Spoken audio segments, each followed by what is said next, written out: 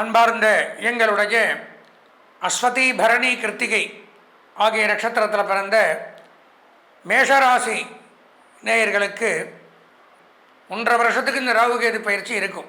இப்போ ஆரம்பித்தா அடுத்த 1.5 வருஷத்திற்கு இதனுடைய பலாபலன்கள் மேஷராசியான நமக்கு என்ன நன்மை தீமைகளை செய்யப்போகிறது. ராகு பகவானாகப்பட்டவர் எடுத்து நம்மால் யோககாரகன். இவ்வளோ நாளாக 11ஆம் இடத்தில் இருந்த ராகு பகவான் தங்களுக்கு 10ஆம் இடத்திற்கு இப்போ வரார். 10ஆம் இடம்ங்கிறது தொழில் ஸ்தானம், ஜீவனஸ்தானம், கர்மஸ்தானம், உத்தியோகஸ்தானம்னு சொல்கிறோம். இப்போது 10ஆம் இடத்துக்கு ராகு வருவதனால மேஷராசிக்கு என்ன நன்மைகள் அப்படிங்கிறத பார்த்தோம்னா, புலிப்பாணி சித்தர் என்ன சொல்கிறாருன்னா, எடுத்தோடனே லாபங்கள் அதிகரிக்கும் அப்படிங்கிறார். தொழிலில் எதிர்பாராத முன்னேற்றங்கள், புதிய தொழில் துவங்கிறது, தொழிலில் ஒரு விருத்தி அடைகிறது, இருக்கிற தொழிலை விரிவுபடுத்துறது. இவ்வளோ நாளாக தொழிலில் முன்ன பின்ன இருந்தது, பண்ணலாமா வேண்டாமா, எக்ஸ்ட்ரா பிஸ்னஸ் பண்ணலாமா வேண்டாமா, இப்படியெல்லாம் இருந்ததெல்லாம் தைரியமாக இறங்கி நம்ம செய்யலாம் அப்படிங்கிற ஒரு துணிவை கொடுக்கக்கூடிய அமைப்பு, துணிச்சல்கள் ஏற்படும். பூமி சம்பந்தமான தொழில், மேஷத்திற்கு அதிபதி செவ்வாய், அவங்க அந்த தொழிலெலாம் ஈடுபட்டால் சிறப்பாக இருக்கும். வீடு மனை நிலம் இது சம்பந்தமான தொழில், மருத்துவம், இராணுவம், காவல்துறை, இந்த மாதிரி துறையில் பணியாற்றுபவர்களுக்கு சிறப்பு. லாபங்கள் அதிகரிக்குது, பதவி உயர்வுகள், சம்பள உயர்வு, பாராட்டுக்கள் குவிந்த வண்ணம் இருக்கும். பில்டிங் கன்ஸ்ட்ரக்ஷன் பண்ணக்கூடியவர்கள், அகழ்வாராய்ச்சி, நெடுஞ்சாலை பணியாளர்கள், கட்டுமான பணியாளர்கள், தொல்லியல் துறை ஆராய்ச்சியாளர்கள், விஞ்ஞானிகள் மேஷராசியில் பிறந்திருந்தால் இவங்களுக்கெல்லாம் இந்த ராகு பயிற்சி. ராகு மட்டும் சொல்கிறேன், கேது பின்னாடி வருவேன். ராகுவினால் நன்மை 10ஆம் இடத்துக்கு வர்றதுனால மன சந்தோஷங்கள் அதிகரிக்குது. மனதில் இருந்து வந்த கவலை விலகும். பெருநாட்களாக நீண்ட நாட்களாக ஒரு காரியத்தை உத்தேசித்து அதற்காக வேண்டி வெயிட் பண்ணிட்டு இருந்தவங்களுக்கெல்லாம் அந்த காரியங்கள் நிறைவு பெற்று மன சந்தோஷத்தை கொடுக்கும். அப்புறம் என்ன போடுறான், இஷ்ட போஜனம், விரும்பியதை சாப்பிட்றது. சில பேருக்கு எல்லாமே இருக்கும், டைமுக்கு சாப்பிட முடியாது, இல்லை உடலில் சாப்பிட முடியாத ஒரு நோய், இப்படியெல்லாம் சாப்பிட முடியாது இருந்தும் சாப்பிட முடியாமல் அனுபவிக்க முடியாமல் தடுமாறுறவங்க நிறைய பேர் உண்டு. அதெல்லாம் நிவர்த்தியாகி இஷ்ட போஜனம்னா விரும்பியதை சாப்பிட்றது. அந்தளவு உடல் ஏற்றுக்கொள்ளும், உடல் சீராகும், கேட்டதும் கிடைக்கும், நினச்சதை சாப்பிடவும் முடியும். அந்த மாதிரி அமைப்புகளை கொடுக்குது. காரிய அனுகூலம், எந்த காரியத்தை எடுத்தாலும் அனுகூலங்கள் ஏற்படும் ராகு பயிற்சியினால். காரியத்தில் இருந்து வந்த தடை விலகுது, புதிய பலம் உண்டாகும், மனதில் புதிய தைரியம், சரீரத்தில் புது பலம், நம்மளால் சாதிக்க முடியும், நம்மளால் செய்ய முடியும். சோர்வு குறையும். அதாவது அடுத்த ஸ்டெப் எடுத்து வைக்கிறதுக்கு முன்னாடி யோசிப்போம், நம்மளால் முடியுமா முடியாதா.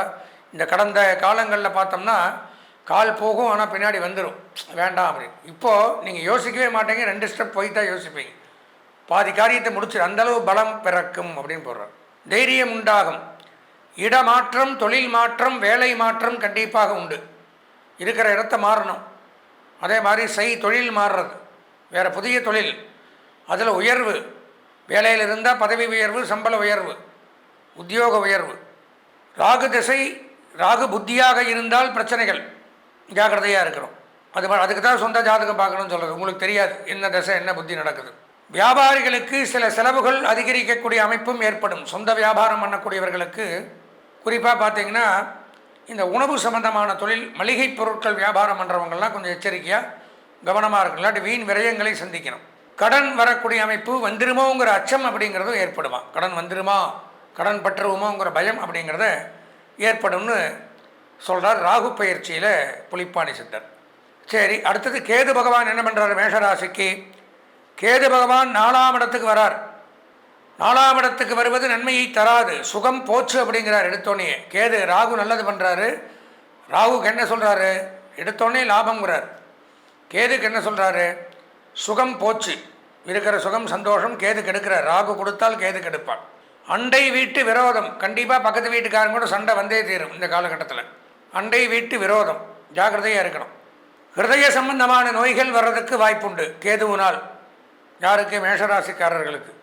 வாகன பழுது, வாகன விபத்து, செய்தொழிலில் எதிர்பாராத தடங்கள், பொருளாதாரத்தில் தட்டுப்பாடு, கடன் தொல்லை, தலைக்கு மேலே செல்லுதல், தலைக்கு மேலே கடன் தொல்லை போகுமா, என்ன பண்ணுவீங்க. வீண் அலைச்சல், குடும்ப கவலை எல்லை மீறி இருக்கும், பெற்றோர் உடல் நலம் பாதிக்கப்படும். இதெல்லாம் கேதுவுடைய பலன். அப்போது ராகு கேது பயிற்சி ரெண்டுமே கேட்டீங்க. ராகு மிகச்சிறப்பான நன்மையை செய்கிறார். கேது பகவான் 4ஆம் இடத்துக்கு வரும்பொழுது என்ன பண்ணுறாரு, கெடுதலை கொடுக்குறார். அப்போ பேலன்ஸ் அப்படிங்கும்போது இது நன்மையை செய்தால் அது கெடுதலை பண்ணுது. இது ரெண்டுமே நமக்கு நன்மையை செய்யணும், இது கேது இங்கே கெடுத்தாலும் நமக்கு நன்மையை செய்வாராங்கிறது எப்படி தெரிஞ்சுக்கிறது? நம்மளுடைய சுயஜாதகம் அதில் ராகு கேதுக்கள் எங்கே இருக்காங்களோ அதுதான் நமக்கு தனியாக இண்டிவிஜுவலாக நமக்கு மட்டும் என்ன தசாபுத்தி நடக்குது, இதை வைத்து 100% அதற்குண்டான தீர்வை பரிகாரத்தை கண்டு நம்ம இதிலிருந்து வெளியில் வரலாம். பொதுவாக இந்த ராகுகேது பயிற்சி அப்படின்னு பார்த்தால் மேஷராசியை பொறுத்த வரைக்கும் ஒரு 70% நன்மைகள் அப்படிங்கிறது உண்டாகுது. இந்த 1.5 ஆண்டுகள் தங்களுக்கு அதிர்ஷ்டமான வண்ணம் அப்படின்னு பார்த்தால் நீலம், சித்திரவர்ணம், பல கலர் எல்லாம் கலந்த கலவை. அதிர்ஷ்டமான எண் 5. வணங்க வேண்டிய தெய்வம் விநாயகப் பெருமான், துர்க்கை. இதை 1.5 ஆண்டுகள் வணங்கி வந்தால் இந்த ராகுகேது பயிற்சி தங்களுக்கு நன்மையை செய்யும். பொதுவாக நான் முதல்ல சொல்கிற மாதிரி ஒவ்வொரு கிரகமும் பயிற்சி ஆகும். 9 கிரகமும் நமக்கெல்லாம் அப்படி சொந்த வீடு இருக்கோ, நவகிரகங்களுக்கு வீடுன்னு சொல்லக்கூடியது இந்த 12 ராசிகள். அந்த அவங்கவுங்க ராசியில் அவங்கவுங்க வீட்லேயே அந்த கிரகங்கள் இருக்குன்னு சொல்ல முடியாது.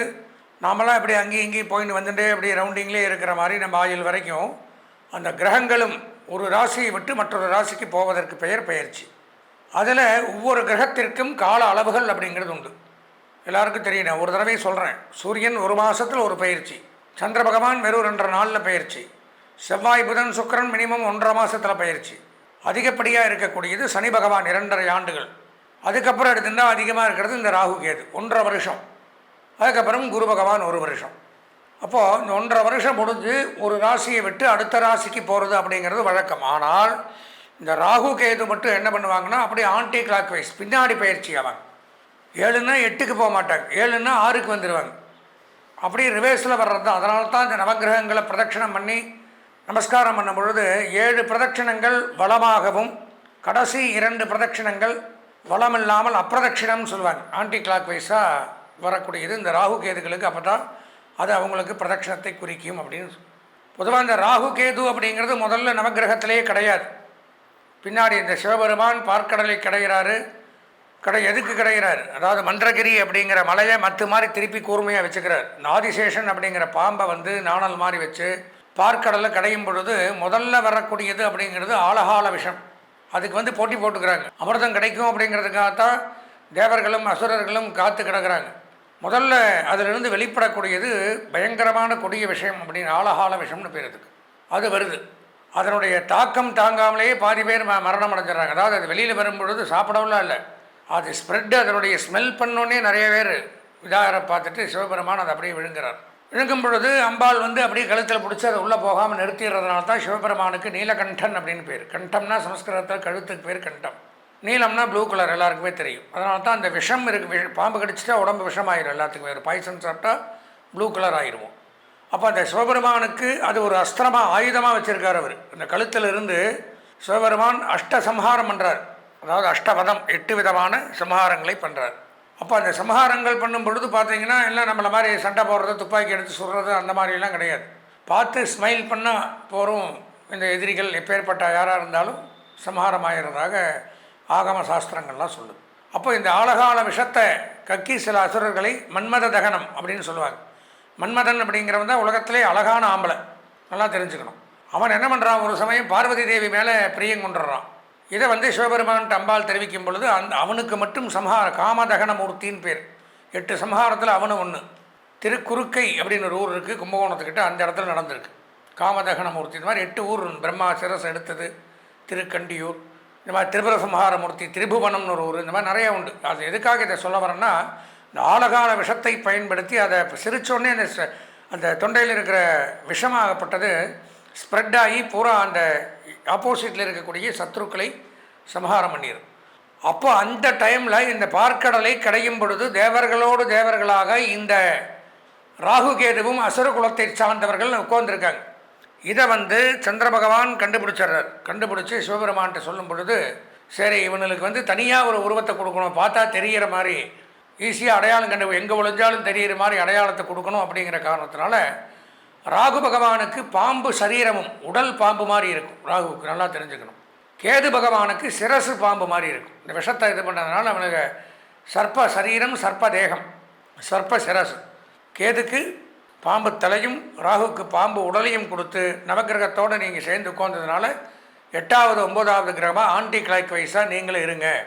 இந்த ராகு கேது அப்படின்னு எடுத்துனோம்னால் முழுமையாக இவாளுடைய ஒரு வேலை என்ன அப்படின்னு பார்த்தால் ராகு திசை அப்படிங்கிறது 18 வருஷம், கேது திசை 7 வருஷம்.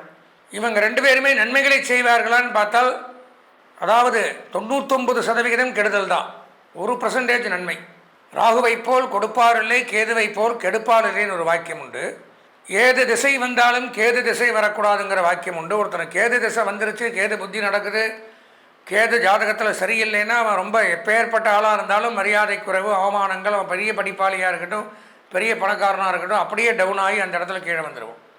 அதே மாதிரி ராகுவும் அப்படி தான். 18 வருஷத்தில் இந்த ராகு திசையில் கேது புத்தி நடக்கிறது, இந்த மாதிரி சில தசாபுத்திகள் காலகட்டத்தில் எல்லாம் பயங்கரமாக உடல்நலக் கோளாறுகள், அதே சமயம் அந்த கேன்சர் அந்த மாதிரி நோய்களை கொடுக்கறது, நரம்பு கோளாறுகள், இரத்த சம்பந்தமான நோய்களை கொடுக்கறது, இதெல்லாம் வந்து ராகுவனுடைய வேலை. அதே சமயம் கேது மோட்சத்தை கொடுக்கக்கூடியவர். கேது 12ஆம் இடத்துல ஒருத்தனுடைய கட்டத்தில் இருந்தால் மோட்சமும் கிடைக்கும். ஞானம், அறிவு, ஆன்மீக நாட்டங்கள், இறை வழிபாடு, இதுக்கெல்லாம் கேது அதிபதி. வெளிநாடு போகணும், அந்நிய தேசம், கடல் கடந்து பயணம் பண்ணணும்னா அதுக்கும் ராகு கேது தான். அப்போ சில நன்மைகளையும் தருவார்கள், சில கெடுதலையும், அதிக கெடுதல்களையும் சில நன்மைகளையும் தரக்கூடிய கிரகங்கள் தான் இந்த ராகு கேது. ஏன்னா சாயா கிரகம், நிழல் கிரகம். நான் சொன்ன மாதிரி தனக்குன்னு சொந்த வீடு கிடையாது. இப்போது மற்ற கிரகங்கள்லாம் எடுத்தோம்னா சொந்த வீடு உண்டு.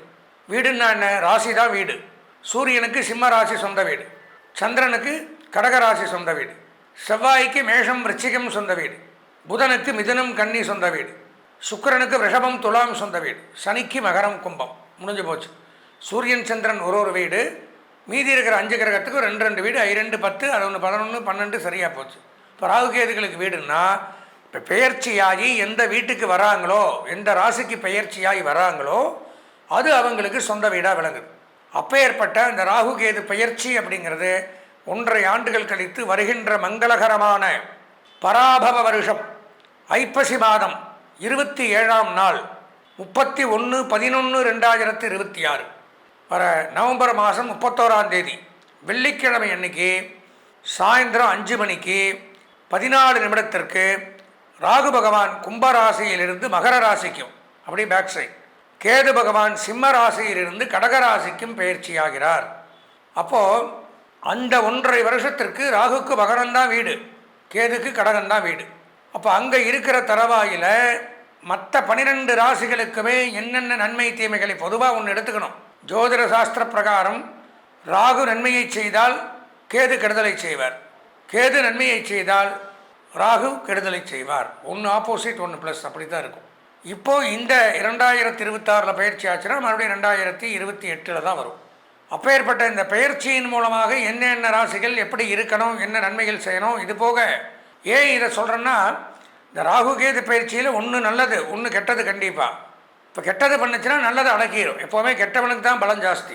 கெட்டவன் சீக்கிரம் ஒரு காரியத்தை முடித்தவன், நல்லவன் எல்லாம் முடிஞ்சதுக்கப்புறம் லேட்டாக தான் வருவான், புரிஞ்சுக்குங்க. அப்போ நம்ம சொந்த ஜாதகத்தில் ராகு கேது எப்படி இருக்குது அப்படிங்கிறத முதல்ல தெரிஞ்சுக்கணும். அதில் அனுகூலம் இல்லைன்னால் இதில் நல்லது பண்ணாலும் அங்கே எடுபடாது. பாத்திரம் அறிந்து பிச்சை போடுங்கிறான். பிச்சை போட்டால் அந்த பாத்திரம் ஓட்டையாக இல்லாமல் இருந்தால் தானே போட முடியும். உங்கள் ஜாதகத்தில் ராகுவும் கேது வீக்கு, இங்கே சூப்பராக இருக்குன்னா அங்கே ஒன்றும் பிரயோஜனமே இல்லை, டம்மி.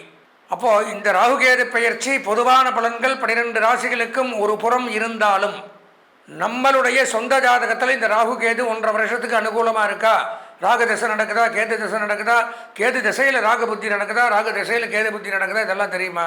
இப்படி எல்லாம் ஒரு கணக்குகள் உண்டு. இதில் ஏதாவது பிரச்சனைகளோ இருந்தால் சொந்த ஜாதகத்தில் ராகு இருக்கக்கூடாத இடத்துலையும் கேது இருக்கக்கூடாத இடத்துலையும் இருந்தாலும் பல தொல்லைகளை அனுபவிக்கிறேன். ஏன்னா நான் முதல்ல சொன்ன மற்ற 7 கிரகங்கள் மாதிரி இவங்க 2 பேரும் கிடையாது. இவங்க 2 பேரும் பயங்கரமாக ஒரு கெடுதலை பண்ணக்கூடிய கிரகங்கள் தான். நான் முதல்ல எடுத்துக்கணும். ஏன்னா 2 பேரும் விஷம், பாம்பு. ராகு காலங்கிற அந்த டைமில் என்ன நல்லது பண்ணுறீங்க? 9 10 ராகு காலம், 10 12 யமகண்டம். யமகண்டம் கேது குறிக்குது, ராகு காலம் ராகு குறிக்குது. இப்போ எதுவுமே பண்ணுறதில்ல. அப்போ 2 பேருமே நல்லது பண்ண மாட்டாங்க. பண்ணாத காலத்தில் இதில் நன்மை பண்ணினாலும் நம்ம சொந்த ஜாதகத்தில் நன்மை பண்ணக்கூடிய இடத்துல அந்த கிரகங்கள் இருக்காங்கிறத தெரிஞ்சுக்கணும்.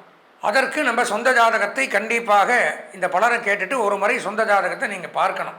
அதுக்கு ஒன்றும் பண்ண வேண்டாம். என்னுடைய அலைபேசி எண் இதிலேயே வரும். அதாவது 9865098370 9865098370 இந்த எண்ணிற்கு தாராளமாக தொடர்பு கொண்டு உங்கள் சொந்த ஜாதகத்தையும் பார்த்து இதில் வரக்கூடிய பலாபலன்களையும் தெரிந்து கொண்டு, இப்போ நான் சொல்லக்கூடிய பலாபலன்கள் அப்படின்னா இதெல்லாம் பல நூற்றாண்டுகள் 1000 ஆண்டுகளுக்கு முன்னாடி புலிப்பாணி சித்தர், உங்களுக்கே தெரியும், ஒவ்வொரு பலனும் அதை வச்சு தான் சொல்கிறேன். 8 சித்தர்களில் ஒருவரான புலிப்பாணி சித்தர், அவர் ஜோதிட நூல்களில் அன்றைக்கே எழுதி வச்சுட்டு போனது தான் பாடல்களாக எடுத்து விளக்க உரையாக எடுத்து இதில் நல்லது இருக்கலாம் கெட்டது இருக்கலாம், என்னை கவுச்சுன்னு பிரயோஜனம் இல்லை.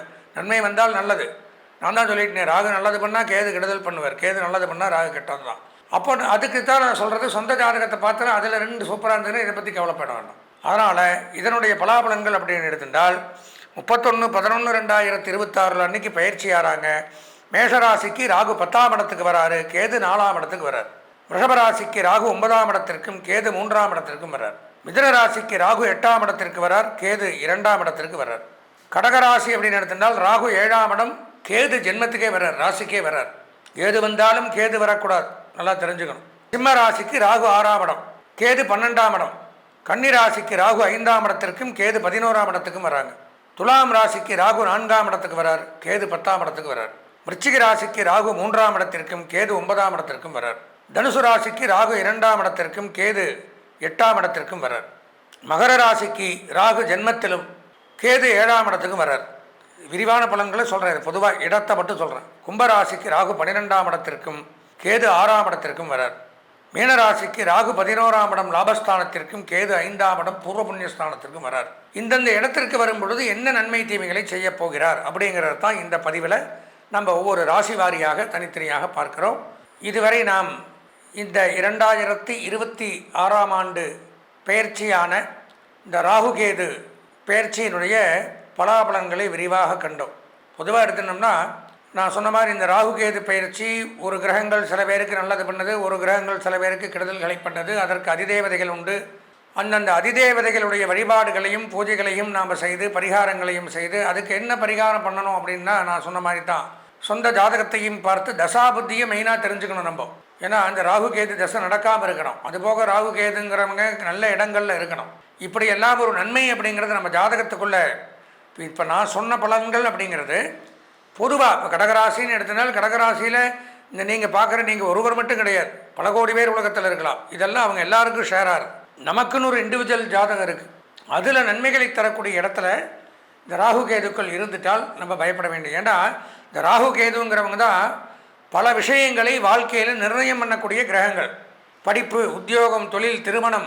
திருமணத்துக்கு ராகுகேது தோஷம் இருந்தால் திருமணம் பண்ண, காதல், வெளிநாடு போகிறது, இந்த மாதிரி பலவேறு கடன், இதுக்கு எல்லாத்துக்குமே நோய் நொடிகள், மருத்துவ செலவு, மருந்தில்லாத நோய்கள், இந்த மாதிரி முக்கியமான பொறுப்புகளுக்கெல்லாம் இவங்களுடைய தேவை.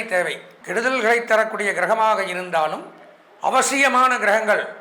அப்போ நாம் என்ன பண்ணணும் அப்படின்னா இந்த பலன்களை கேட்டும் உடனே நம்மளுடைய சொந்த ஜாதகத்தை பார்த்தும் ஏதாவது இந்த 1.5 வருஷத்துக்கு நமக்கு இடையூறுகள் ஏற்படக்கூடிய தருணங்கள் இருப்பின் அதற்குண்டான பரிகாரங்களை செய்து நிவர்த்தி பண்ணி கொண்டால் இந்த ராகுகேது பெயர்ச்சி நமக்கு நன்மையை தரும், கெடுதல்களை தராது என்பதை கூறி இந்த பதிவை கேட்ட அனைவருக்கும் நன்றியை தெரிவித்து விடைபெறுகின்றேன். வணக்கம்.